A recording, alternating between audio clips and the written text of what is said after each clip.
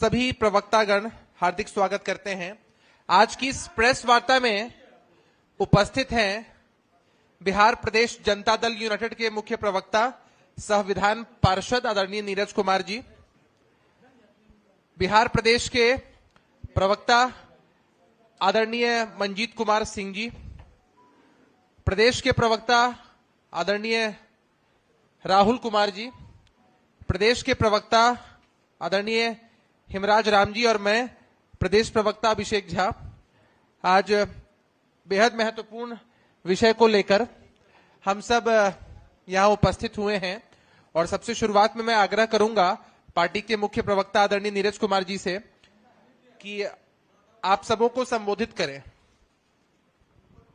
आज के इस संवाददाता सम्मेलन में हमारी पार्टी के प्रदेश के प्रवक्ता भाई राहुल जी, भाई मंजीत सिंह जी, अभिषेक झा जी, हिमराज राम जी, हमको तो अब बोलने में लाज लगता है। गृह मंत्री एकदम नाकाबिल गृह मंत्री है।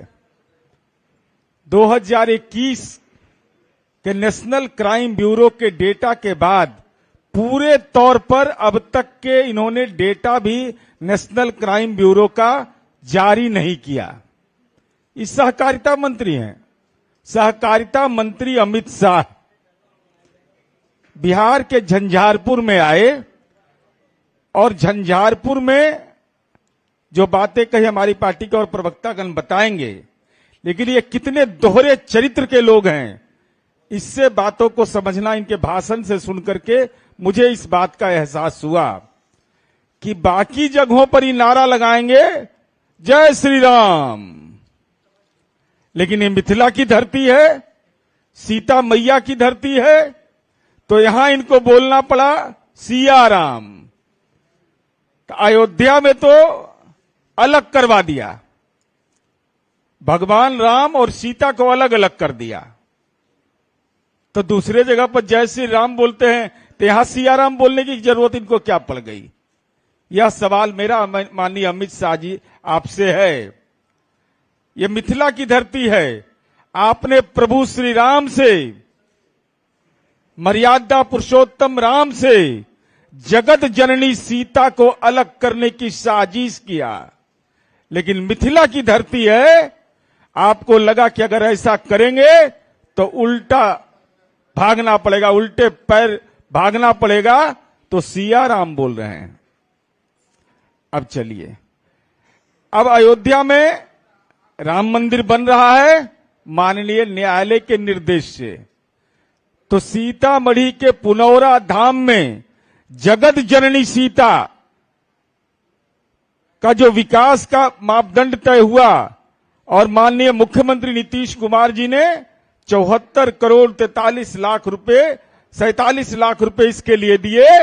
अगर जगत जननी सीता के प्रति आप ईमानदार थे, अगर राम और सीता की जोड़ी को आप मानते हैं कि सनातन धर्म की एक ऐसी जोड़ी जो आम लोगों को प्रेरित करती है, तो जगत जननी सीता के मंदिर बनाने के लिए इनके खजाने में 1 रुपया नहीं है, 1 रुपया नहीं, इसलिए कि जगत जननी सीता के प्रति आपका नजरिया सही नहीं है।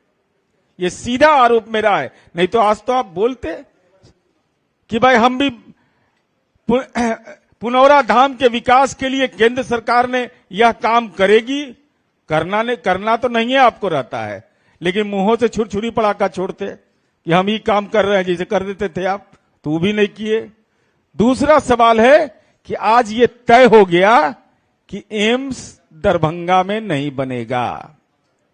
साफ तौर पर माननीय अमित शाह जी ने कहा कि दरभंगा एम्स नहीं बनेगा।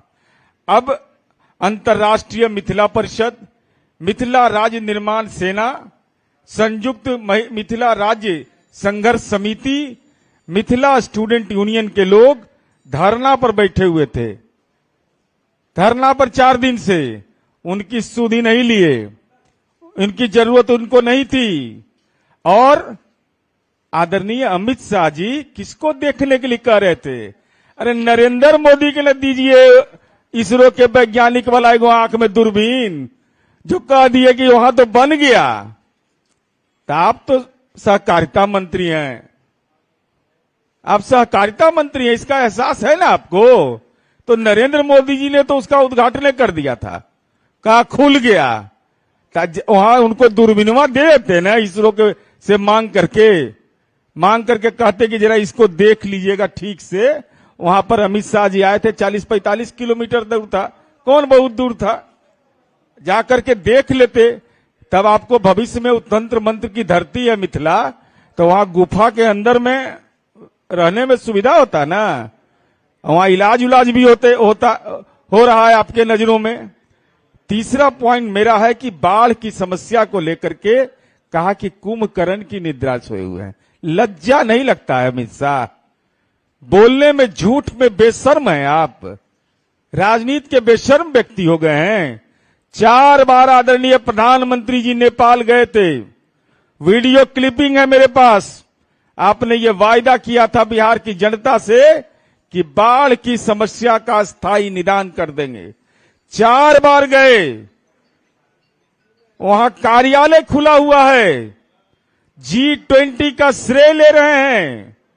तो अब तक हाई लेवल डैम बनाने के बारे में जो सहमति बनी, माननीय उच्च न्यायालय पटना के लोकहित याचिका में यह कहा गया कि केंद्र सरकार इसमें कमेटी बनाए, और इसके पूर्व भी वहां कार्यालय खुला हुआ है।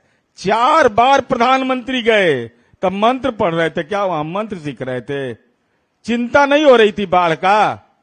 वहां के आदरणीय प्रधानमंत्री जी से क्यों नहीं विमर्श किया। आप विश्व के अपने आप को शक्तिशाली प्रधानमंत्री मानते हैं, तो हाई लेवल डैम बनाने पर सहमति हो गई। राज्य सरकार के माननीय मुख्यमंत्री नीतीश कुमार जी लगातार केंद्र से अनुरोध कर रहे हैं कि भाई इसके लिए आप पहल करिए। आप पहल नहीं करते हैं, जाते हैं वहां, जाने के बाद भी आप नहीं करते हैं। इसका मतलब सीधे तौर पर है कि आपको कोई लेना देना नहीं है। बाढ़ की समस्या का कोई स्थायी निदान निकले यह आपकी चिंता का विषय नहीं है। तो कुंभकर्णी निद्रा में तो मोदी जी को सुला दिए, बेचारा गुफा में जाते जाते आंखें बंद हो जाता है इनका, नेपाल जाते जाते इनका आंखें बंद हो जाता है। बाढ़ की समस्या से इनका कोई लेना देना ही नहीं रहता है। तो हम यह जानना चाहते हैं कि आपने और हमने क्या किया है बाढ़ के लिए। ये जगत कितना बड़ी विपदा होती है, पूरे मिथिलांचल के लोग परेशान हो जाते हैं। और आदरणीय मुख्यमंत्री जी आपदा प्रबंधन के तहत नीति बिहार में नीतीश कुमार जी ने बनाया, और जरा सा लाज नहीं लगता है आपको बोलने में। वहां जननायक कर्पूरी ठाकुर, अरे वो बोलते ना कि आदरणीय नीतीश कुमार जी ने वह स्टेडियम बनाया जिसका नाम सामाजिक परिवर्तन के योद्धा जननायक कर्पूरी ठाकुर के नाम पर है। तो जननायक कर्पूरी ठाकुर का आप वहां की धरती पर जाकर, उस स्टेडियम में जाकर राजनीतिक अपमान कर रहे हैं कि जननायक कर्पूरी ठाकुर की पात्रता क्या भारत रत्न के लिए नहीं है, क्या देश के राष्ट्रीय पुरस्कार के लिए नहीं है। और जनता दल ने लगातार यह बात कह रही है कि भाई जननायक कर्पूरी ठाकुर को माननीय नीतीश कुमार जी ने लगातार केंद्र सरकार से निवेदन किया कि भारत रत्न उनको दीजिए। और जननायक जिस समूह के लिए लड़ रहे थे, अत्यंत पिछड़ा समूह, जो हम अभी जननायक कर्पूरी चर्चा हमारी पार्टी पूरे बिहार में कर रही है, तो जो अति पिछड़ा समुदाय का है, शिक्षा का अधिकार कानून होने के बावजूद कक्षा 1 से 8 तक आपने उनकी छात्रवृत्ति बंद कर दिया। हम लोग सुबह में ही ट्वीट करके बोले कि भाई उसको दीजिए, तो दीजिएगा, कुछ है नहीं। और आप लगातार, तो हम ये जानना चाहते हैं कि नेशनल क्राइम ब्यूरो का आंकड़ा जारी नहीं हो रहा है, और कह दिए कि छुट्टी के बारे में। तो हम जानना चाहते हैं अमित शाह जी सहकारिता मंत्री ज्ञान दे रहे थे हम लोग को। तो गुजरात में दीपावली का कितना दिन छुट्टी मिलता है, दिलवा दीजिए। गुजरात मॉडल पर वोट मांगे थे। महिलाओं को तीज का छुट्टी जोगी मॉडल में नहीं है, छठ पर्व का 1 दिन छुट्टी नहीं है, अनंत चतुर्दशी का छुट्टी नहीं है। अब बनारस पंचांग में ही सब पर्व है। तो बनारस पंचांग को मानते हैं कि नहीं?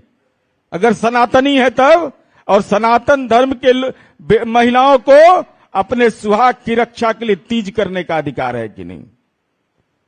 उनको छठ करने का अधिकार है कि नहीं? अनंत चतुर्दशी करने का अधिकार है कि नहीं? वहां के आम आवाम को, पूर्वांचल के लोग तो छठ करते, पूरी दुनिया में छठ होता है, तो छठ में छुट्टी नहीं दिए तो ये किसके कानून के तहत किए? जोगी जी, अमित शाह जी, डरते काहे हैं आप? ठीक है, आप सहकारिता मंत्री के रूप में आपकी चर्चा ज्यादा है, गृह मंत्री के रूप में आपको नाकाबिल मानता है आदमी, लेकिन आपको तो यह कहना चाहिए कि भाई कम से कम वहां की महिलाओं को तीज करने का अनुमति दो, अनंत चतुर्दशी का अनुमति दो, छठ दिन का, माने एगो सूर्योदय होता है, सूर्यास्त तो भी नहीं करता है वहां। ऐसा थोड़े उत्तर प्रदेश में सूर्यास्त नहीं होता है, तो छठ का एक दिन का छुट्टी क्यों? छठ का 2 दिन का अर्घ होता है, सब लोग श्रद्धा से करते हैं, और आना है तो देख लीजिए आकर के। माननीय अमित शाह जी, बिहार का छठ देखिएगा, और नए मन करे यहां पेट में दर्द अगर होता है तो पूर्वांचल के लोग दिल्ली में जो छठ करते हैं उसी का अवलोकन कर लीजिए, तो आपको एहसास हो जाएगा कि हम लोगों ने क्या काम किया है। इसलिए हम केवल यही कहना चाहते हैं कि आपने आज आ करके यह स्पष्ट कर दिया कि आपकी कृपा नहीं है। अगर राष्ट्रीय राजमार्गों का विकास हुआ तो मंदिर तोड़ने का कलंक भी आपके माथे लगा है, जो मैंने पहले आरोप लगा चुके हैं। और माननीय नीतीश कुमार जी ने अपने शासन काल में उन विस्थापित मंदिर और मस्जिदों को बनवाया, और पूछते वहां पर जितने थे भाजपा के सांसद और विधायक कि बताओ अपने सांसद क्षेत्रीय विकास योजना से और विधायक फंड से कितना रुपया दिए हो मंदिरों की घेराबंदी के लिए, श्मशान की घेराबंदी के लिए कितना दिया है? तो फर्जी सनातनी है, ये सब फर्जी सनातनी है ये लोग, और केवल भ्रम का बादल पैदा कर रहे हैं, बिहार की छवि को खराब करना चाहते हैं। उत्तर प्रदेश में तो खैर, गुजरात में चुगलखोरी भी नहीं होता है, वहां कोई चुगलखोरी नहीं करता है। अपराध वहां तो शनि सिंगनापुर के बाद भाजपा शासित प्रदेश ही है जहां ताला नहीं लगता है, कहीं नहीं ताला लगता है। अपराध तो बहुत दूर का चीज है, अपराध नियंत्रण के लिए तो वहां कोई जरूरत ही नहीं है पुलिस बल का, जेल का, इस सब का कोई जरूरत नहीं है।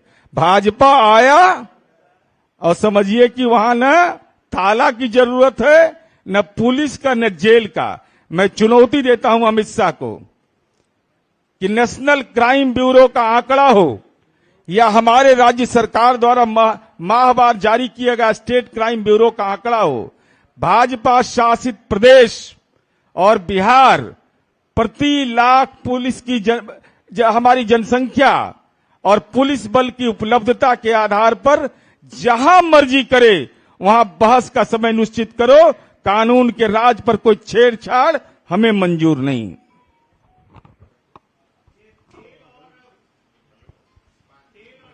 हाँ,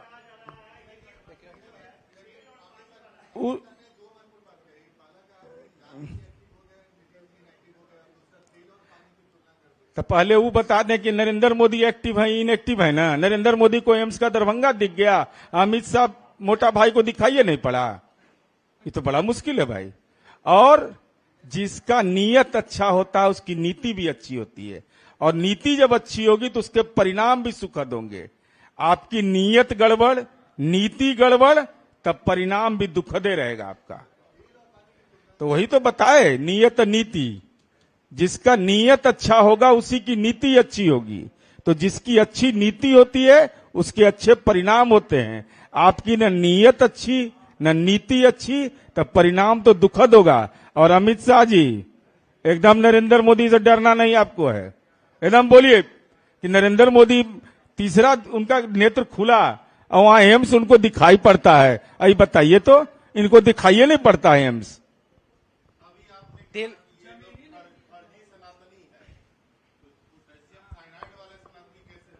हमारी पार्टी या इंडिया गठबंधन का निर्माण हुआ है केवल और केवल संविधान की रक्षा का मूल प्रश्न है। संविधान के तहत इजाजत देती है हर धार्मिक ग्रंथ, हर सामाजिक समूह को, हर परंपरा के लोग को। ऐसा कोई तय नहीं है कि जो सनातन धर्म वाला होगा वो जब तक के खड़ाऊ नहीं पहनेगा। अब अमित शाह खड़ाऊ कहां पहने थे? जनेऊ दिखाई नहीं पड़ रहा था, शिखा उनका दिखाई नहीं पड़ रहा था। तो इसका मतलब क्या हो गया? इसका मतलब क्या हो गया? ये बयान निश्चित रूप से हमारी पार्टी और हमारे गठबंधन के साथी माननीय उप मुख्यमंत्री तेजस्वी यादव ने भी इन बातों को खारिज किया है। हम संविधान बचाने की लड़ाई लड़ रहे हैं और इस सवाल पर अगर भारतीय जनता पार्टी मेरी आलोचना करेगी तो माननीय जीतन राम मांझी जी ने बहुत प्यार भरे शब्द कहे हैं सनातन धर्म पर, जरा उन पर भी नजरिया वो स्पष्ट कर दें।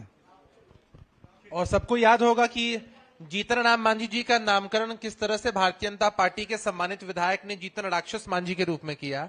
आप लोग तेल और पानी की चर्चा कर रहे थे। तेल और पानी की चर्चा तो अमित शाह जी ने कर दी, लेकिन भारतीय जनता पार्टी के दलदल और कीचड़ में देश की जनता नहीं जाना चाहती है किसी भी कीमत पर। आग्रह करूंगा राहुल जी से कुछ बातें कहें। अभी हमारे सहकारिता मंत्री जी आए थे और कुछ विषयों पर जिन पर उनको बोलना चाहिए था। पहला नीरज भैया के हाथ में है, आज मणिपुर के वायलेंस का 136वां दिन है, इस पर कुछ नहीं कह के गए। आके स्टेट के लॉ एंड ऑर्डर पे बोल के जा रहे थे। मंजीत भाई के हाथ में देख लीजिए किस तरह से कितने ये लोग संवेदनाहीन हैं कि एक दिन नहीं 2 दिन प्रधानमंत्री ने हमारे जवानों के शहीद होने के बावजूद अपने पर पुष्प वर्षा कराई। एक दिन आपने दिल्ली में देखा और दूसरे दिन भी देख रहे हैं। और G20 की बात जो ये कह रहे हैं, इस G20 का असलियत देखिए यहां पे है। जो अमेरिका के राष्ट्रपति ने साफ कहा है कि हम लोग को दिल्ली में बोलने नहीं दिया गया है। और दूसरी बात जो उन्होंने कही है कि वियतनाम में जाकर उन्होंने कहा कि हमने प्रधानमंत्री को कहा कि प्रेस के मुक्ति पर और ह्यूमन राइट्स पे आपको सतर्क रहना चाहिए। ये 4 बिंदु हैं। यहां आए थे हमारे गृह मंत्री, इन बिंदुओं पर उन्होंने क्यों नहीं कहा? एक तरफ वो फर्जी रूप से कह रहे हैं कि G20 इतना सक्सेस था, तो इस पे क्यों नहीं जवाब दे रहे हैं? इन मौलिक विषयों पे भी उनको बात करना चाहिए था। इसके अलावा उन्होंने कहा जिस प्रयास से, माननीय मुख्यमंत्री के प्रयास से मखाना को GI टैगिंग हुआ। आप सबको मैं ये बात बता दूं, GI टैगिंग पेटेंट से रिलेटेड कानून है जो हमारे संविधान में यूनियन लिस्ट में 49वें नंबर पर यूनियन के साथ है। मतलब कि उसके संदर्भ में भारत सरकार को निर्णय लेना है। लेकिन बिहार सरकार ने जब अपने अनुशंसा को भेजा तब यह निर्णय लिया गया। लेकिन ये मखाना को भी अब ये लोग अपना ही बता दिए। और मखाना अनुसंधान केंद्र का स्थापना तो कब का हम लोगों ने किया, और उसके बाद GI टैगिंग के लिए दिया हम लोगों ने, और हमारे सरकार के अनुशंसा पे भारत सरकार से मिला। ये उनके ऊपर संविधान से उनको दिए गए शक्तियों से मिला है, ना कि उनकी कृपा दृष्टि से। इसके अलावा आज बहुत ही शेमफुल बात हुआ बिहार के लिए जब इन्होंने कहा कि प्रधानमंत्री जी ने नालंदा विश्वविद्यालय को विश्व विख्यात बना दिया। अब आप ही लोग बताइए, नालंदा विश्वविद्यालय प्रधानमंत्री के आने के बाद बना? इस बात का ये प्रश्न आप सभी मीडिया बंधुओं से है कि क्या प्रधानमंत्री के आने से पहले आप लोग नालंदा विश्वविद्यालय था कि नहीं था, आप लोगों ने नाम सुना था कि नहीं सुना था? ये बात आप लोग अब इस बात को रखिए और बताइए कि किस तरह से बिहार की अस्मिता को ये तार तार कहते हैं और ये बार बार दिखाते हैं कि इनको बिहार से और बिहारी से 1 पैसा का मतलब नहीं है, सिर्फ राजनीति के लिए बिहार आते हैं। इन्हीं शब्दों के साथ बहुत बहुत धन्यवाद।